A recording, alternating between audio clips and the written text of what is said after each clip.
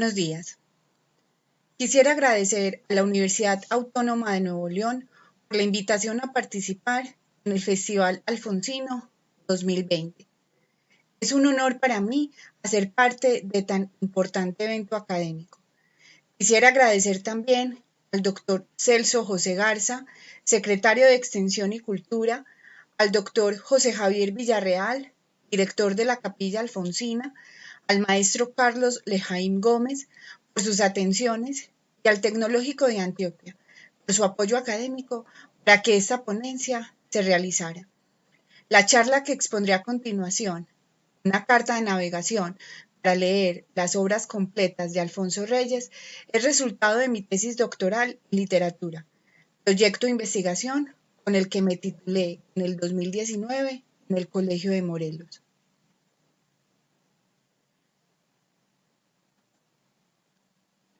Alfonso Reyes fue un hombre nacido para las letras.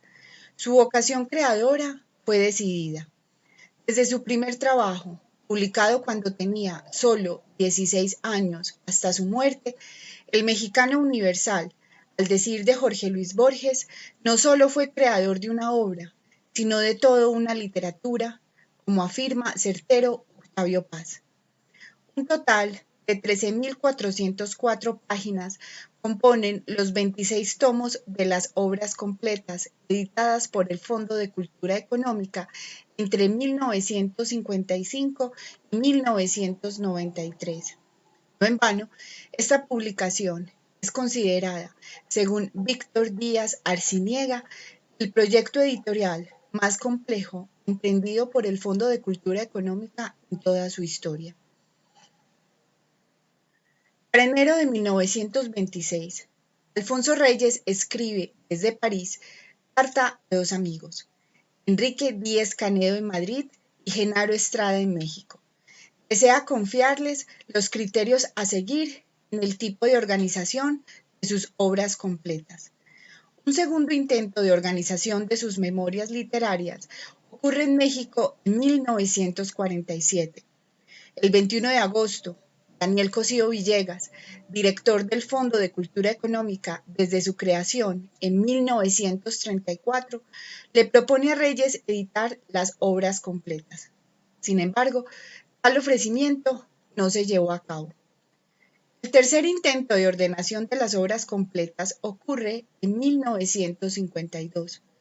Para el 20 de marzo, con ayuda de Raimundo Lida, quien creó, junto con Alfonso Reyes, el Centro de Estudios Literarios en el Colegio de México, Reyes trabaja en la organización de documentos para su antología Historia de mis libros. Este proyecto no se realizó en aquel entonces. La cuarta ocasión de organización del legado alfonsino se presenta en 1955. Con motivo del 50 aniversario como escritor y debido a la documentación solicitada por Alfonso Rangel Guerra para la publicación de páginas sobre Alfonso Reyes, bajo el auspicio de la Universidad de Nuevo León y de la Organización de Historia Documental de mis libros, Reyes se dedica, junto con su esposa Manuela, a la organización de los archivos. El 31 de mayo, Arnaldo Orfila Reynal, director del Fondo de Cultura Económica, le confirma a Reyes la publicación de su legado. El sueño de Alfonso Reyes de editar las obras completas se había cumplido a los 66 años. Entre 1955 y 1959, Reyes organizó los 12 primeros tomos, aunque solo alcanzó a ver impresos hasta el volumen 9. El tomo 10 se publica luego de su muerte el 27 de diciembre de 1959. Al morir Alfonso Reyes, el Fondo de Cultura Económica publica los tomos 11 y 12, que se dan a conocer en 1960 bajo la orientación de Manuela Mota. Para 1961, Arnaldo Orfila Reynal alienta a Ernesto Mejía Sánchez a continuar con la edición de las obras completas a partir del tomo 13, quien conforma, edita y organiza hasta el tomo 19, volumen dado a conocer en 1968. Siendo Salvador Azuela director del Fondo de Cultura Económica, se suspende la edición El legado alfonsino en este mismo año.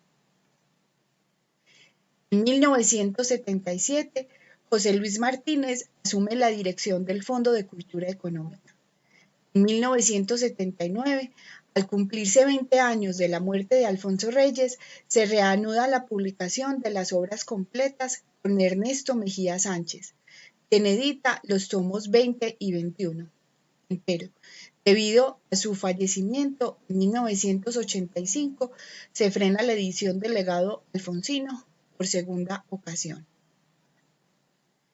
Con Enrique González Pedrero, entre 1989 y 1990, y luego con Miguel de la Madrid Hurtado, entre 1990 y 2000, como directores del fondo, José Luis Martínez retomó el cuidado editorial de los últimos 5 tomos. En 1989, como contribución a los festejos del primer centenario del nacimiento de Reyes, publica los números 22 y 23. Entre 1990 y 1993, del 24 al 26. ¿Cómo propiciar la lectura de las obras completas de Alfonso Reyes, teniendo en cuenta que es monumental en su extensión, compleja en sus derivaciones, ascendente en el espacio y en el tiempo? Estas búsquedas del lector pueden facilitarse a partir de la creación de los índices global, consolidado y analítico de las obras completas. Intención práctica que fue prevista por José Luis Martínez al terminar la edición de los 26 tomos, al llamar la atención sobre el diseño de un índice analítico acumulativo. Petición que fue secundada por Gabriel Said al recordar la necesidad de establecer, cito, la integración de los índices separados de cada volumen en otro volumen aparte, con una sola ordenación alfabética. Fin de la cita. Propósito que materializó Adolfo Castañón con Alfonso Reyes en Una nuez al proponer el índice consolidado de nombres propios de personas, personajes y títulos en sus obras completas, el cual puede ser eventualmente considerado como el tomo 27 de la obra alfonsina. Teniendo en cuenta la lectura de las obras completas de Alfonso Reyes, es un plan que lleva varios años de dedicación, si no es que representa un proyecto para toda una vida, surgió la necesidad de crear un instrumento para explorar los 26 tomos. He continuado esta investigación siguiendo con atención a Martínez, Said y Castañón, al proponer una carta de navegación que se compone de 3 índices principales: global, consolidado y analítico. Índices formulados con las listas de los nombres propios de autores, personas, personajes y títulos en las obras completas de Alfonso Reyes. Mediante el índice global, base de datos de 76.610 nombres, incluidas las variantes y repeticiones del mismo nombre en diferentes tomos y libros, el lector puede establecer su propia carta de navegación para orientarse y ubicar sus intereses en la vastedad de la literatura alfonsina por autores, personas, personajes y títulos, según las diversas épocas y países, secciones, capítulos y libros que conforman las obras completas. Así, por ejemplo, para un autor como Luis de Góngora y Argote, el lector podrá encontrar referencias en 23 tomos y sendos libros, capítulos y secciones, como se refleja en la siguiente tabla. En el tomo 1, en cuestiones estéticas, la referencia al poeta español se encuentra en Sobre la estética de Góngora, en la página 85. En el volumen 2, en Las vísperas de España, la cita de Góngora se ubica en El derecho a la locura, en la página 67. En el tomo 3, en El cazador, la mención del autor de Soledades se da en Los orígenes de la guerra literaria en España, en la página 183. A partir del índice consolidado, base de datos de 19.650 nombres sin repetición, El lector podrá consultar frecuencias, número de entradas por nombre, porcentaje, proporción que expresa la relación entre el nombre en particular y el total de nombres por letra, porcentaje acumulado, resultado de la suma consecutiva de los porcentajes.